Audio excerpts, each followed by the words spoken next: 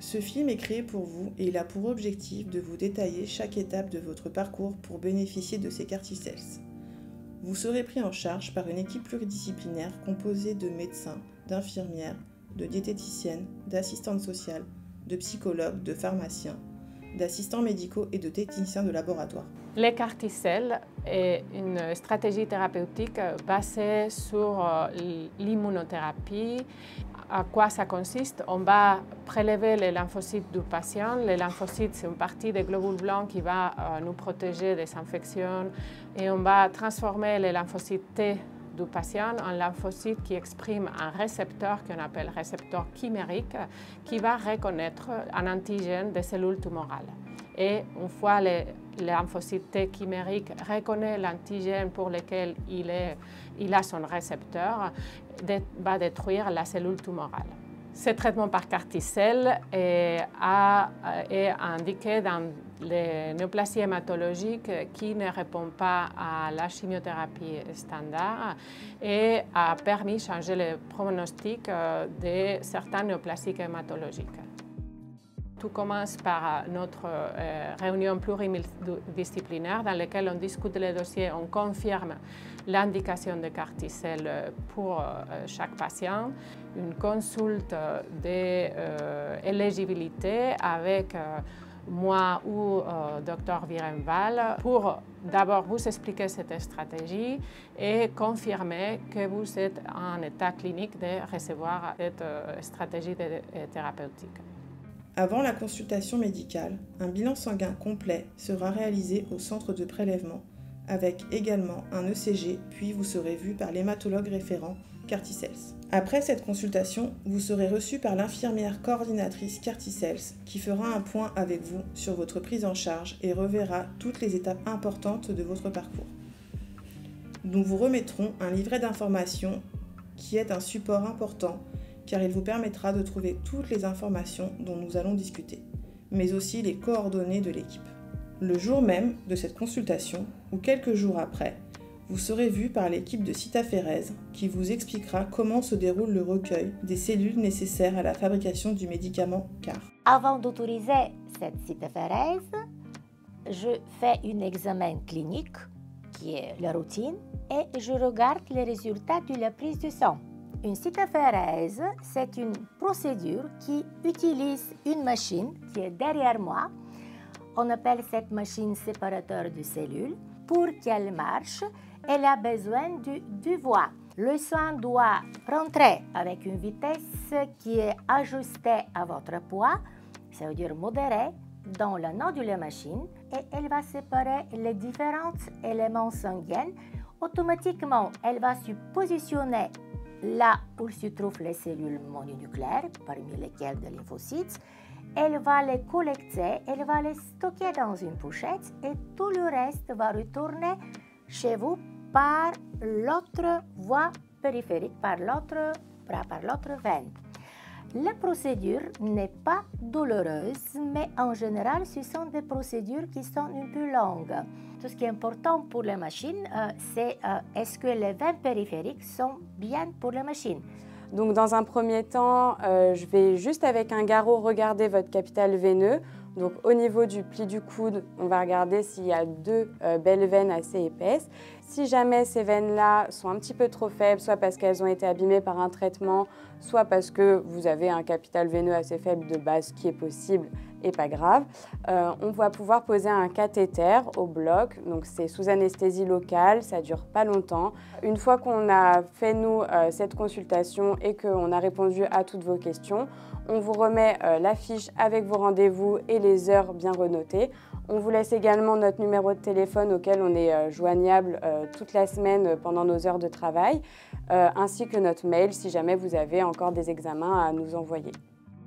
Entre la période de la lymphophérèse et l'injection de vos lymphocytes chimériques, il y a une période de 4 à 6 semaines dans laquelle on va vous surveiller de près, on il faudra faire un traitement pour votre maladie qu'on appelle traitement d'attente.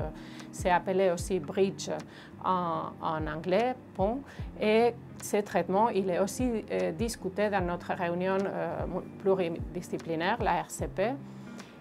Et aussi, vous compléterez ce qu'on appelle les bilans pré-thérapeutiques, dans lesquels on va confirmer l'éligibilité qu'on a évoquée tout à l'heure. On va regarder le cœur, les poumons, certains paramètres infectieux et on fait aussi une consulte avec l'équipe de professeur Mellet à l'hôpital Sainte-Anne, consulte en neurologie dans laquelle vous aurez, c'est une demi-journée à un hôpital de jour, vous aurez un électroencéphalogramme, une IRM cérébrale et une consulte médicale et paramédicale avec leur équipe pour confirmer l'absence de contre-indications et avoir un baseline de votre situation neurologique.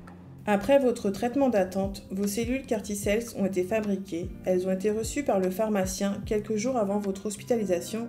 Une fois le CAR-T-cell libéré par le laboratoire pharmaceutique, nous convenons avec l'équipe médicale d'une date d'hospitalisation ainsi que d'une date de livraison. Les CAR-T-cells sont ensuite livrés, réceptionnés et stockés au sein de la pharmacie dans des conditions de stockage particulières.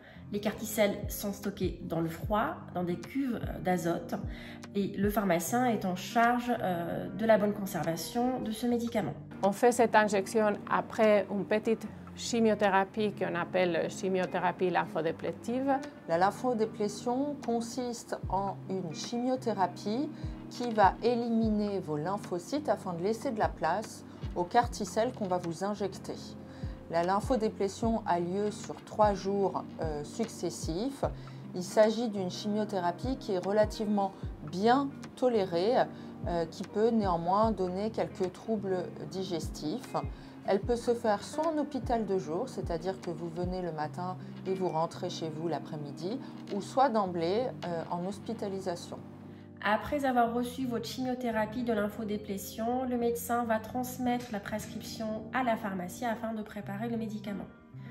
Le jour de l'administration, une coordination est nécessaire avec l'infirmière qui vous prendra en charge dans le service clinique afin de définir l'heure exacte à laquelle vous sera administré le CAR-T-cell.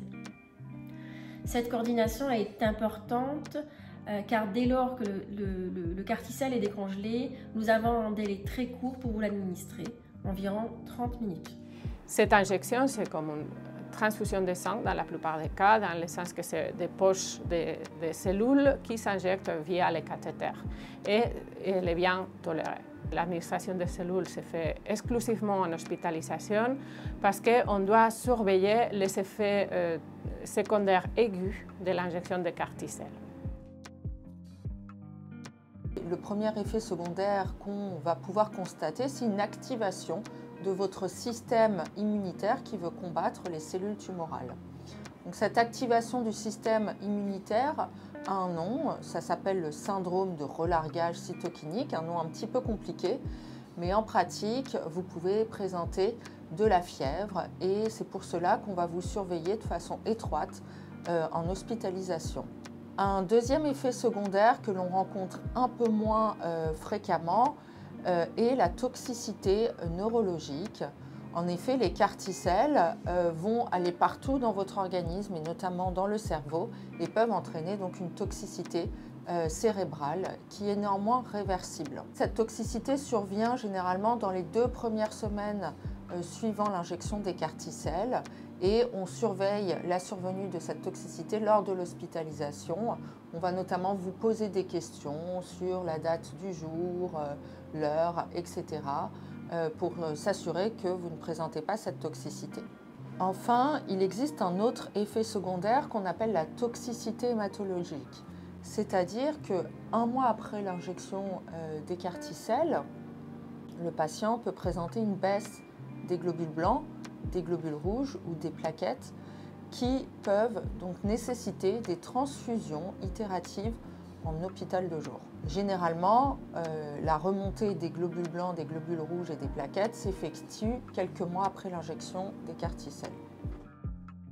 L'hospitalisation, elle va durer de 7 à 10 jours, justement pour être sûr qu'il n'y a pas d'effets secondaires aigus ou que les effets secondaires se sont bien résolus. À ce moment-là, on programme une sortie qui pourra se faire à domicile si, sous réserve que vous habitiez à moins d'1 heure de l'hôpital et que vous soyez accompagné 24 heures sur 24.